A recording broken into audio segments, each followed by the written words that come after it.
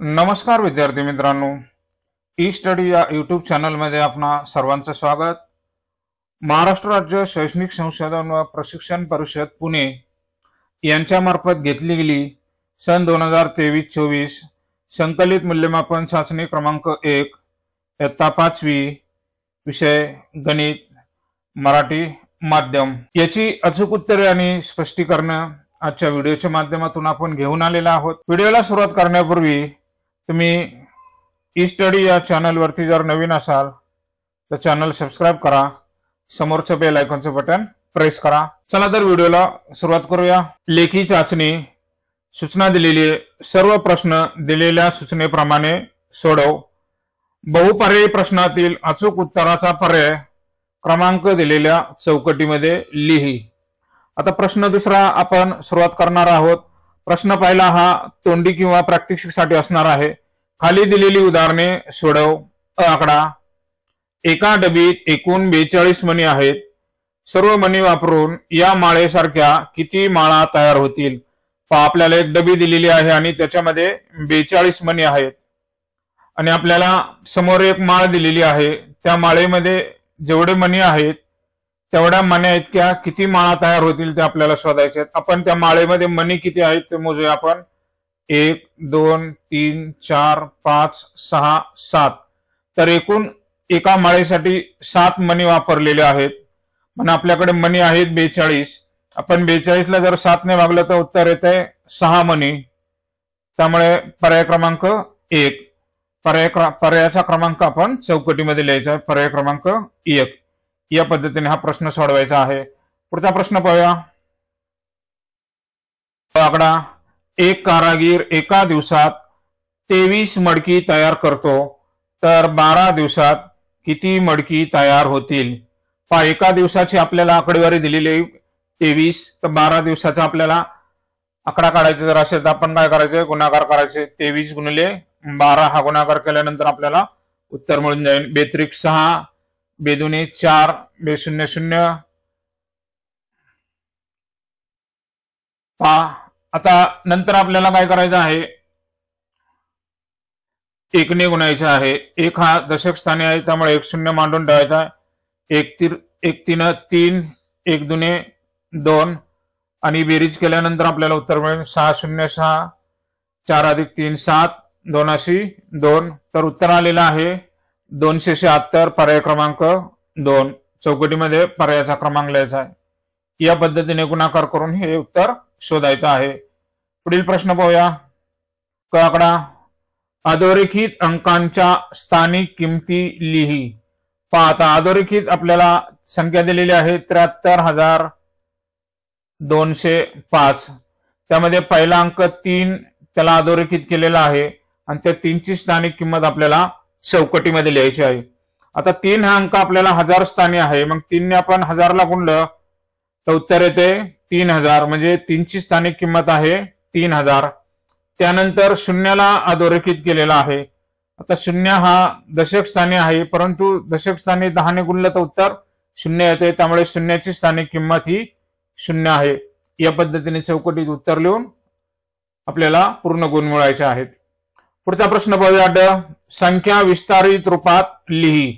आपल्याला संख्या दिलेली 66,842 म्हणजे ती संख्या आपल्याला एक्सपांडेड फॉर्म मध्ये लिहायची आहे। आता संख्या सुरुवातीला 5 अंकी संख्या आहे त्यामुळे 6 ची किंमत 60,000 असणार आहे। त्यानंतर दुसऱ्या 6 ची किंमत 6000 अधिक 8 ची किंमत 800 अधिक 4 अंकाची स्थानिक किंमत 40 आणि 2 हा एकक स्थानी आहे त्यामुळे 2 ची किंमत 2च राहील। या पद्धतीने दिलेली संख्या विस्तारित रूपात लिहायची आहे। पुढील प्रश्न पाहूया। ही आकडा पहा। विस्तारित रूपावरून संख्या तयार करा आणि चौकटीमध्ये लिही।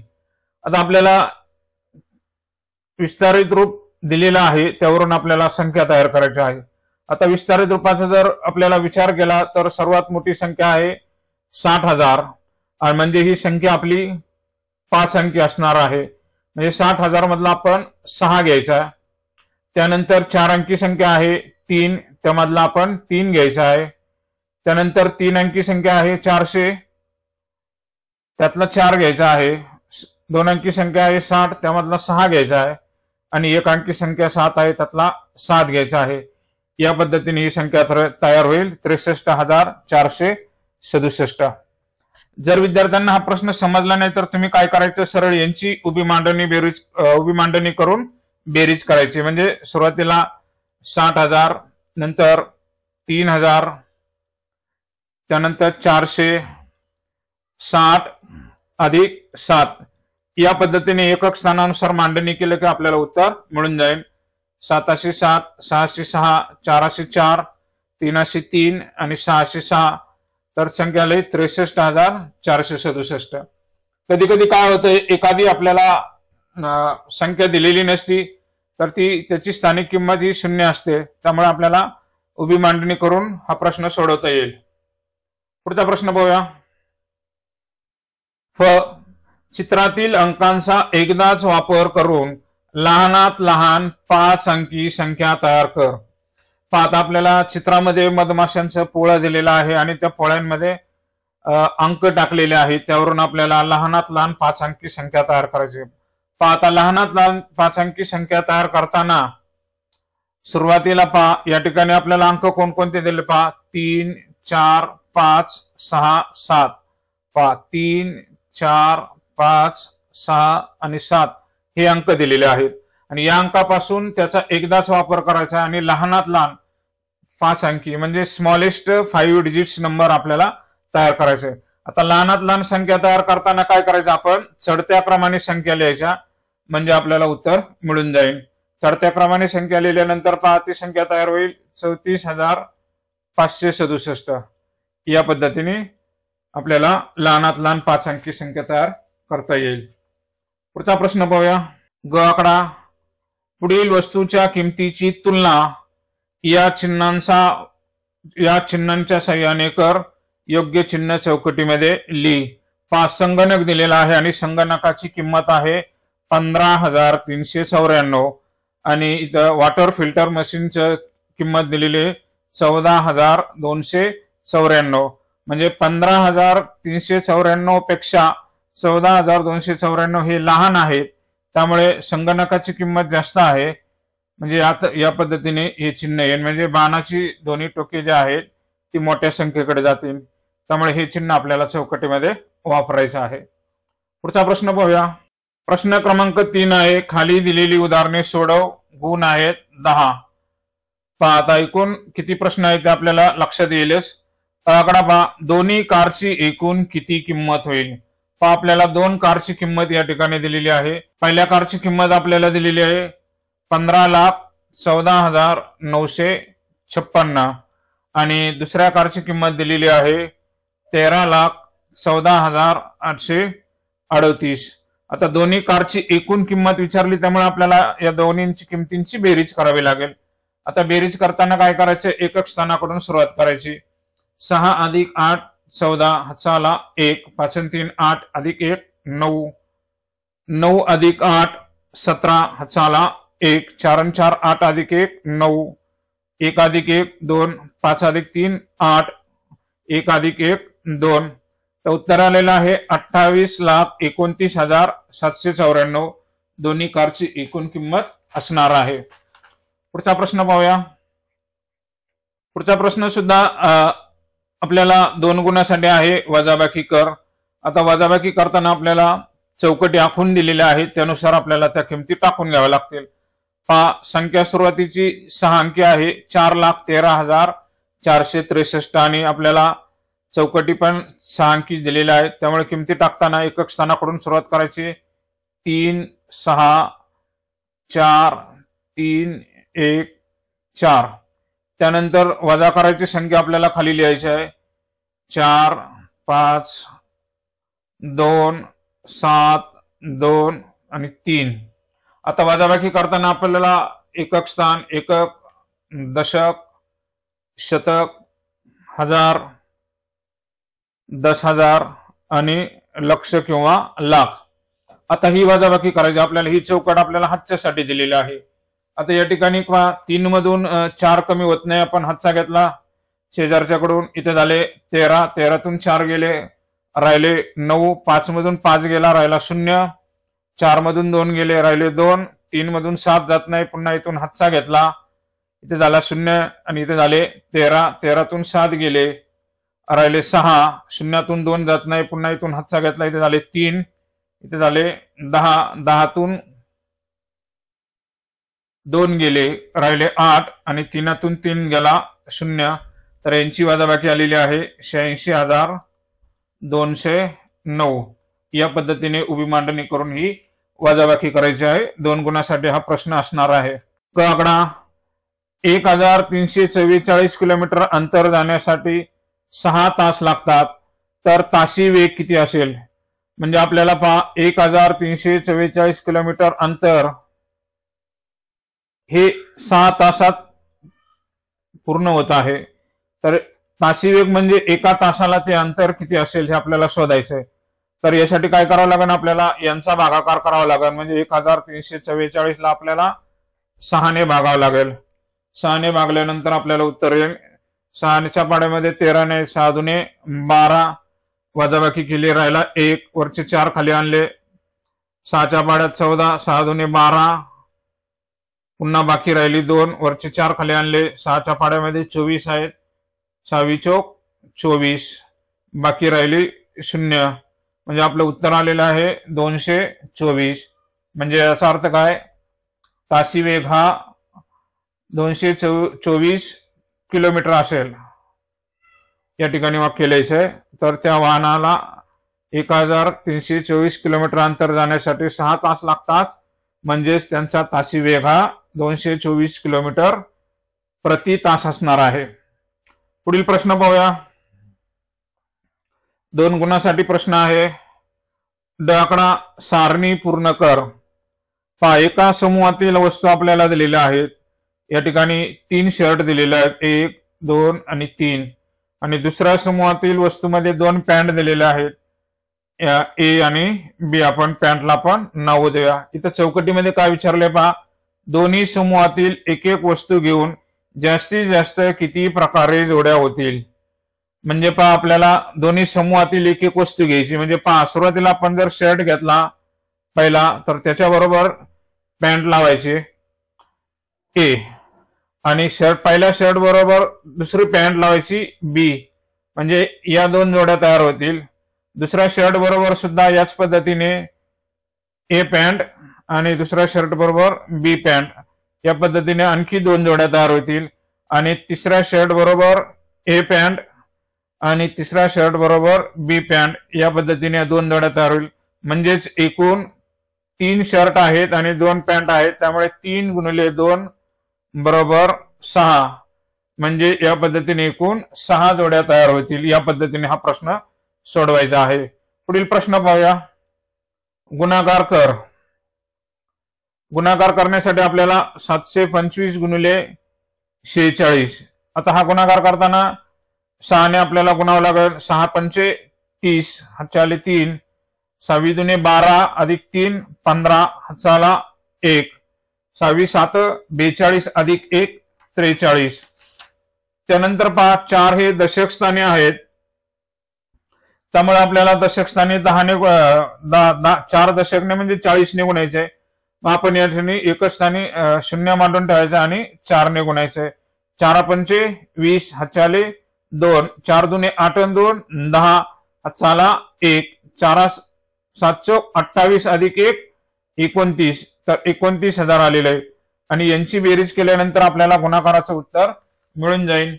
तर काय करायचं आता? सुरुवातीला 0 एकक स्थानी 5 5, 3 0 3, 4 अधिक 9 13, हातचा आला 1, 2 अधिक 1 3, तर उत्तर आलेलं आहे आपलं 33,350. म्हणजे गुणाकाराची आपल्याला किंमत मिळालेली आहे 33,350.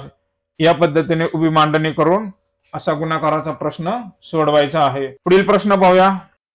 4था प्रश्न पहा. खाली दिलेली उदाहरणे सोडव आणि गुण आहेत 6.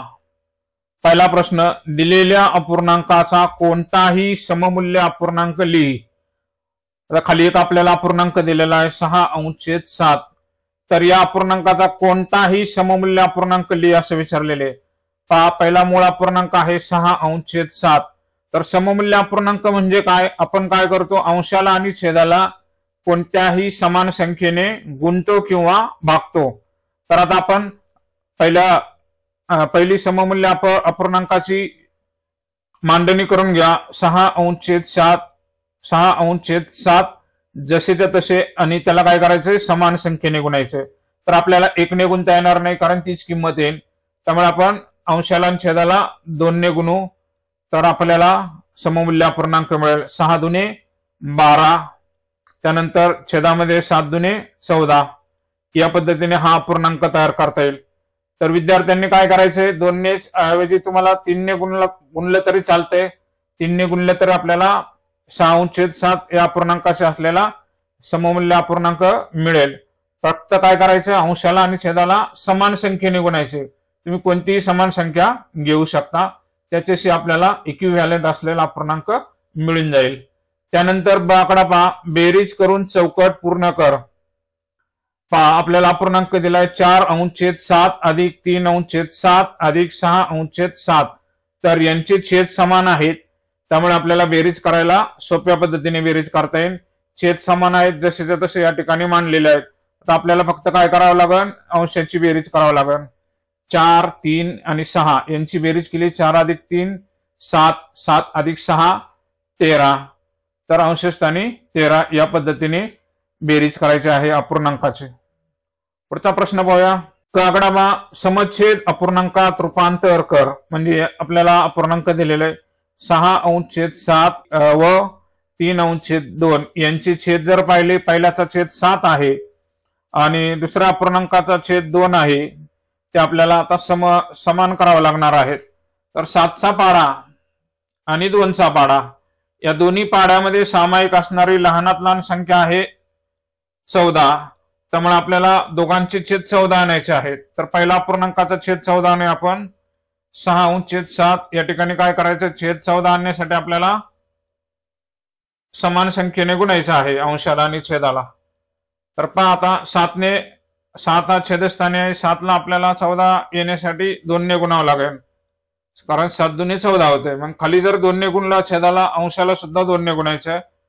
तर 6 दुने 12, म्हणजे या ठिकाणी छेद 14 आलेला आहे. आता दुसरा जो अपूर्णांक आहे, दुसरा अपूर्णांकाचा छेद सुद्धा आपल्याला त्याच पद्धतीने समान करता येईल.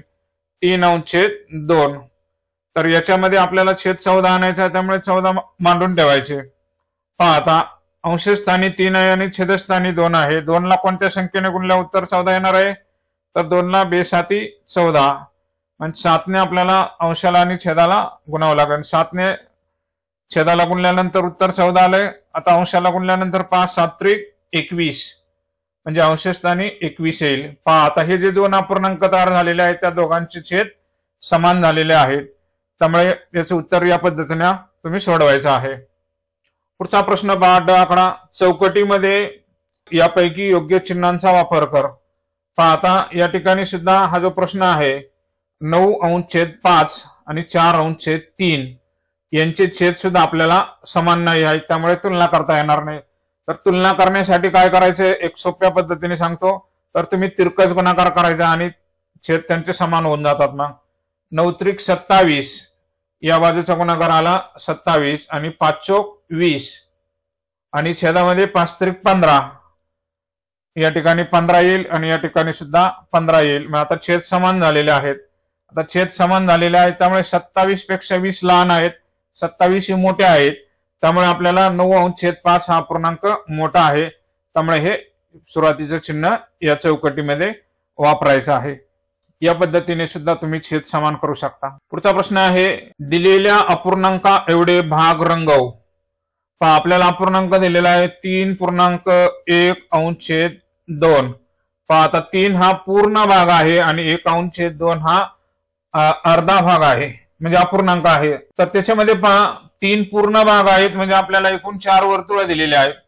त्यामध्ये आपल्याला काय करावं लागेल, 3 पूर्ण वर्तुळ आपल्याला काय करावं लागणार आहे, रंगवावं लागणार. म्हणजे हे वर्तुळ एक सुरुवातीचं रंगवायचं, हे एक रंगवायचं आणि एक तिसरं एक, म्हणजे 3 वर्तुळ पूर्ण रंगवल्यानंतर आता चौथं वर्तुळ जे आहे ते फक्त आपल्याला 1/2 म्हणजे अर्धा भाग आपल्याला रंगवायचा आहे। अर्धा भाग रंगवताना या पद्धतीने तुम्ही रंगून घ्यायचा। डावी बाजू किंवा उजवी बाजू कोणती एक बाजू रंगवली तर चालतं।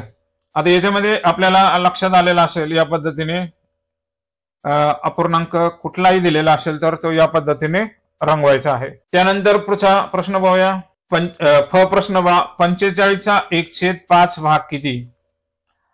गणितामध्ये चाचीचे असे शब्द आले तर त्यांचा काय करायचा असतो? गुणाकार करायचा। म्हणजे 45 गुणिले 1/5। तर यांचा गुणाकार केल्यानंतर आपल्याला काय करायचं? अंशाने अंशाला गुणायचं आहे। 45 × 45 आणि छेदामध्ये आहे 5 आणि 5 ने जर 45 ला भागलं, 5 9 45, उत्तर येतंय 9। म्हणजे 45चा 1/5 भाग आहे 9। या पद्धतीने हा प्रश्न सोडवायचा आहे। पुढील प्रश्न पाहूया 5वा। खाली दिलेली उदाहरणे सोडव, बेरीज कर। तर या ठिकाणी सुद्धा आपल्याला अपूर्णांकाची बेरीज करायची आहे, परंतु या ठिकाणी बेरीज करताना छेद समान असणे गरजेचे आहे। या ठिकाणी छेद समान नाही आहेत, त्यामुळे छेद समान करताना 8 आणि 5 या दोघांच्या पाड्यामध्ये सामायिक लहानात लहान संख्या आहे 8×5 = 40। तर यांची छेद आपल्याला 40 आणायचे। आपण तिरकस गुणाकार करून सुद्धा हा प्रश्न सोडवू शकतो। तर सुरुवातीला काय करायचंय? 3 ने 5 ला गुणायचे, 3 × 5। त्यानंतर अधिक 8 ने 4 ला गुणायचे, तिरकस गुणाकार 8 × 4 आणि छेदामध्ये 8 × 5। आता पुढे काय होईल पहा। 3 × 5 15 अधिक 8 × 4 8 चोक 32 आणि छेदामध्ये 8×5 = 40 आणि यांची बेरीज केली 15 अधिक 32, 5 आणि 2 7, 3 आणि 1 4, 47 आलं आणि छेदामध्ये 40, 47/40। 47 ही मूळ संख्या आहे, त्यामुळे याला अतिसंक्षिप्त रूप देता येणार नाही, त्यामुळे हेच त्याचं उत्तर आहे। पुढचा प्रश्न पाहूया। वजाबाकी कर। यामध्ये सुद्धा छेद समान नाही आहे। 4/5 वजा 5/8। आता 5 आणि 8 आपण हेच उदाहरण आता पाहिलेलं आहे, त्याच्यामध्ये सुद्धा आपल्याला छेद समान करताना तिरकस गुणाकार करून करता येईल। पहा, सुरुवातीला काय करायचं? 4 ने 8 ला गुणायचे, 4 × 8 वजा 5 × 5 आणि छेदामध्ये काहीच बदल नाही, 8×5 = 40, 5 × 8। सुरुवातीचा छेद इथं 40 आला, इथं सुद्धा 40 आलेला आहे। 8 चोक 32 वजा 5×5 = 25 आणि छेदामध्ये 8×5 = 40। तर 32 मधून 25 कमी केले तर आता 7 आणि छेदामध्ये 40। 7 ही मूळ संख्या आहे, त्यामुळे याला भाग जाणार नाही, त्यामुळे हेच त्याचं उत्तर असणार आहे। पुढील प्रश्न पाहूया। क प्रश्न 16 टिपक्यांचा समूहाचा 3/4 पट रंगवून दर्शव। आता पट म्हणजे आहे गुणाकार, तर 16 ला काय करायचे? 3/4 ने गुणायचे आहे। आता गुणाकार करताना आपण काय करतो? अंशाचा गुणाकार अंशस्थानी। आता 16 ला छेद नाही म्हणजे तो 1 असतो। 16 × 3 आणि छेदामध्ये आहे 4। पहा, आता काय करायचं? 4 ने भाग द्यायचा, 4 चोक 16, 4 × 1 = 4, 4 चोक 16, 4 आणि 3 शिल्लक राहिले, गुणाकार केला, 4 × 3 = 12।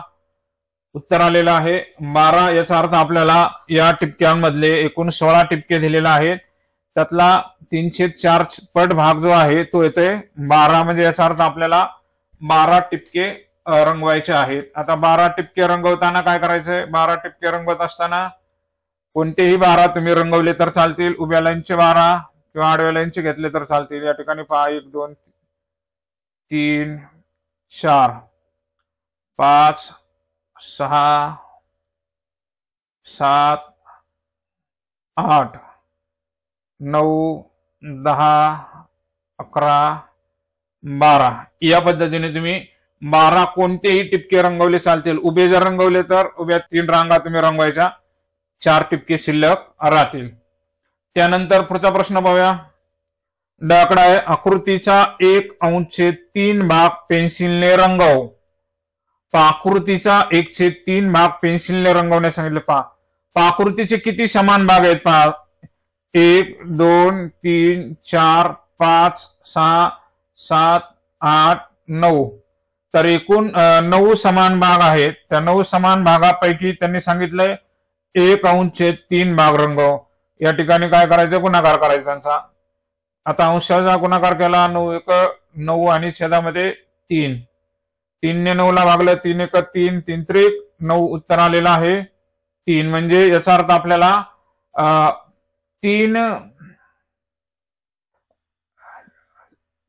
3 आपल्याला भाग रंगवायचे आहेत. हा पहिला भाग, हा दुसरा भाग आणि हा तिसरा भाग. म्हणजे तुम्ही पेन्सिलने कोणत्याही बाजूचे 3 भाग रंगवले तरी चालतील. फक्त एक काळजी घ्यायची की ते भाग रंगवत असताना त्यांच्या खुणा पुसणार नाहीत, एवढी काळजी घ्या. म्हणजे खुणा आपल्याला दिसल्या पाहिजे या पद्धतीने. पुढचा प्रश्न पाहूया.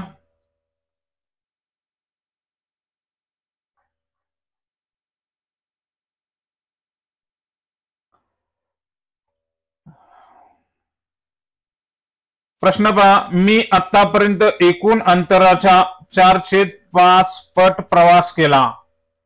पहा, मी आतापर्यंत एकूण प्रवासाच्या अंतराच्या 4/5 पट प्रवास केला. तर मी एकूण अंतरापैकी किती किलोमीटर प्रवास केला? पहा, एकूण अंतर आहे बी पासून ए पर्यंत किंवा ए पासून बी पर्यंत जे अंतर आहे 80 किलोमीटर आहे. पहा, त्या 80 किलोमीटर पैकी आतापर्यंत 4/5 पट प्रवास केलेला आहे. म्हणजे आता काय करावं लागेल आपल्याला, 80 चे 4/5 पट काढावं लागतील. म्हणजे त्याला गुणाकार करायचा. आता गुणाकार करताना अंशाने अंशाला गुणायचा, छेदाने छेदाला गुणायचा. 80 गुणिले 4 आणि छेदामध्ये 5 1 5 आहेत. पहा, आता 5 ने 4 ला काही भाग जाणार नाही, 5 ने 80 ला भाग जाईल.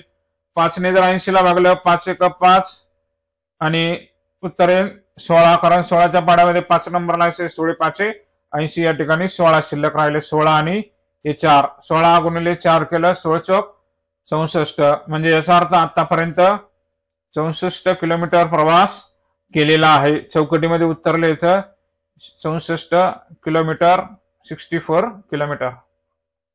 या पद्धतीने असा प्रश्न आल्यानंतर हा सोडवायचा आहे. पुढील प्रश्न पाहूया. प्रश्न क्रमांक 6 पहा, खाली दिलेली उदाहरणे सोडव. गुण आहेत 7. तर प्रश्न पहिला आहे, कोणांच्या बाजूंची नावे लिही. पहा, आता या ठिकाणी आपल्याला काय सांगितलेलं आहे, कोणांच्या बाजूची नावे लिहिण्यास सांगितलेले आहे. आणि आपल्याला कोण दिलेला आहे, GHK. पहा, आता कोणांच्या बाजूंची नावे लिहिताना आपल्याला पहिली जी बाजू आहे H, जी बाण दाखवलेला आहे त्यामुळे H पासून असं वाचन करायचं. पहिली बाजू आहे बाजू HG आणि दुसरी जी बाजू आहे HK, बाणाच्या दिशेकडे आपल्याला वाचन करायचंय. बाजू HK. या पद्धतीने कोणाच्या 2 बाजूंची नावं लिहायची आहेत. तर कोणत्याही कोणाला 2च बाजू असतात हे सुद्धा विद्यार्थ्यांनी लक्षात ठेवायचं आहे. त्यानंतर पुढचा प्रश्न पाहूया.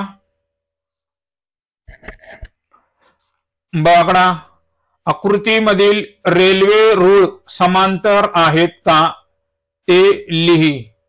पहा, आता रेल्वेचे जे रूळ आहेत, पहा हे 2 रेल्वेचे ट्रॅक म्हणजे रूळ दिलेले आहेत. हे दोन्ही एकमेकांपासून समान अंतरावर आहेत, त्यामुळे हे दोन्ही समांतर आहेत. त्यामुळे उत्तर आहे होय. चौकटीमध्ये होय उत्तर लिहायचंय. Yes, this railway tracks are parallel to each other.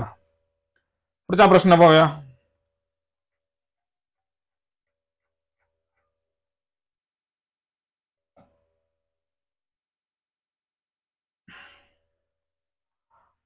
क पहा, कोणांचे वर्गीकरण कर. तक्त्यात आकृत्यांचे क्रमांक लिही. पहा, आपल्याला 1 2 3 4 5 आणि 6 कोण दिलेले आहेत. तर पहा, लघुकोन असलेल्या आकृतींचे क्रमांक लिहा. लघुकोन म्हणजे ॲक्यूट अँगल आणि त्यांचे क्रमांक लिहायचे. पहा, लघुकोन आपल्या लगेच लक्षात येतील, 90 पेक्षा लहान. पहा, या ठिकाणी हा पहिला कोण जो आहे तो लघुकोन आहे, कोन SRT. आणि दुसरा लघुकोन आपल्याला शोधावा लागेल. पहा, या ठिकाणी 6 नंबरला आहे GEF. हा लघुकोन आहे 90 पेक्षा कमी, म्हणजे 1 आणि 6 हे क्रमांक या ठिकाणी लिहायचे, ते लघुकोन आहेत. त्यानंतर काटकोन असलेल्या आकृतीचे क्रमांक पहा. काटकोन म्हणजे 90 अंशाचा कोन पहा. 4 नंबरची आकृती आहे पहा. MNP कोन हा काटकोन आहे. त्यानंतर आणखीन 5 नंबरचा एक कोन पहा XYZ, इथं काटकोन तयार झालेला आहे. त्यामुळे या दोन कोनांचे माप 90 अंश आहे. त्यामुळे त्यांचे क्रमांक 4 आणि 5 या ठिकाणी चौकटीमध्ये लिहायचे. त्यानंतर पुढील प्रश्न पाहूया. विशाल कोन असलेल्या आकृतींचे क्रमांक. आता विशाल कोन म्हणजे 90 अंशापेक्षा जास्त माप असतं. पहिलाच कोन आहे 2 नंबरचा ABC, हा 90 पेक्षा जास्त आहे.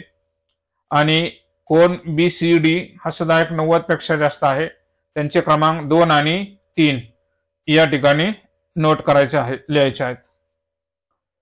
पुढील प्रश्न पाहूया.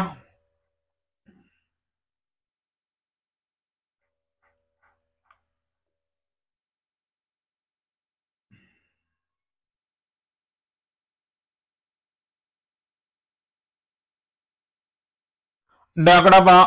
कोन PBD चे माप लिही. कोन P पहा, या ठिकाणी P आहे बिंदू, PBD D इकडे आहे पहा या ठिकाणी, म्हणजे या कोनाचं माप आपल्याला लिहायचं आहे. आता या कोनाचं माप लिहिताना कोणाचं वाचन करताना या ठिकाणी D बाण आहे, त्यामुळे याकडून वाचन करायचे, म्हणजे हा 0 आपल्याला विचारात घ्यायचं, कारण कोन मापकावर या ठिकाणी 60 आणि 120 दिलेला आहे. विद्यार्थी काय करतील, या कोनाचं माप 60 लिहून टाकतील, तर इकडून गेलं तर ते 60 आहे, म्हणजे ते PBA चं माप 60 आहे. तर आपल्याला जो PBD विचारलेला आहे, PBD, तो जर इकडून सुरुवात केली तर तो 90 पेक्षा जास्त विशाल कोन आहे. त्यामुळे कोन PBD चे माप हे 120 अंश आहे. या ठिकाणी 120 अंश लिहायचे, 60 लिहायचे नाही. 60 हे उत्तर चुकीचं ठरणार आहे. ही आकडा पहा. रेषा परस्परांना लंब आहेत का?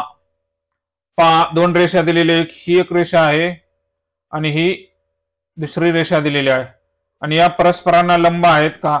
होय, या दोन्ही रेषा एकमेकांना लंब आहेत, कारण यांच्यामध्ये काटकोन तयार झालेला आहे, कारण इथं 90 अंशाचा कोन आहे. त्यामुळे या दोन्ही रेषा परस्परांना लंब आहेत, म्हणजे this two lines are perpendicular to each other.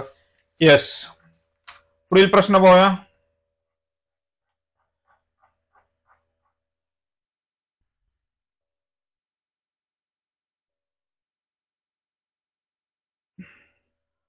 प्रश्न क्रमांक 7 पहा. खाली दिलेली उदाहरणे सोडव. गुण आहेत 4. चित्रातील माहितीवरून सारणी पूर्ण कर. पहा, चित्र दिलेले आहे, 2 मुलं आहेत आणि ते गोट्या खेळत आहेत. तर 3 गुणासाठी प्रश्न पहा. वर्तुळाच्या अंतर्भागातील गोट्यांची संख्या. पहा, आता सर्कल आहे, त्या सर्कलच्या आतमध्ये एकूण किती गोट्या आहेत? अंतर्भाग म्हणजे आतील भाग. तर त्याच्यामध्ये पहा, ही पहिली गोटी, दुसरी आणि तिसरी, म्हणजे वर्तुळाच्या अंतर्भागात एकूण 3 गोट्या आहेत. त्यामुळे या ठिकाणी 3 उत्तर लिहायचे. त्यानंतर वर्तुळाच्या बाह्य भागातील गोट्यांची संख्या. बाह्य भाग म्हणजे हा वर्तुळाचा भाग सोडून त्याच्या बाहेरच्या. तर त्याच्यामध्ये पहा, 1, 2, 3, 4, 5, 6 आणि 7. तर वर्तुळाच्या बाह्य भागातील गोट्यांची संख्या आहे 7. त्यानंतर पुढचा प्रश्न पाहूया. वर्तुळावरील गोट्यांची संख्या. वर्तुळावरील म्हणजे ही वर्तुळाची जी कडा आहे, त्या वर्तुळाच्या कडेवर एकूण 2 गोट्या आहेत, 1 आणि 2. या ठिकाणी 2 उत्तर लिहायचे. या पद्धतीने असा प्रश्न सोडवायचा आहे. पुढील प्रश्न पाहूया.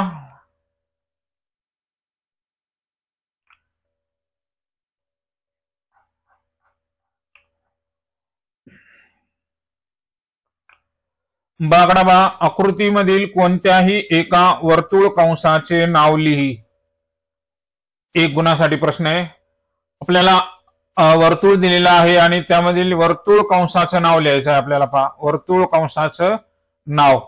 तर त्याच्यामध्ये पहा, वर्तुळ कंसाचं नाव लिहिताना आपण अनेक पद्धतीने लिहू शकतो. पहा, M आणि N जर असं मानलं आपण, तर MKN पहिला एक वर्तुळ कंस तयार होईल, वर्तुळ कंस किंवा MKN,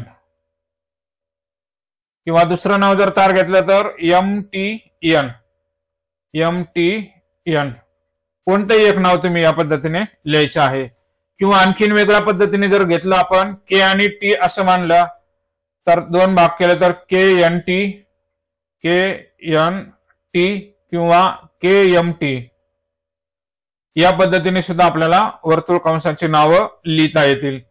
तर धन्यवाद विद्यार्थी मित्रांनो. व्हिडिओ जर आवडला असेल तर व्हिडिओला एक लाईक जरूर करा आणि चॅनलला जर अद्याप सबस्क्राईब केले नसेल तर चॅनलला एकदा सबस्क्राईब करा. धन्यवाद. भेटूया लवकरच पुढच्या व्हिडिओमध्ये. तत्पूर्वी टाटा, बाय बाय, धन्यवाद.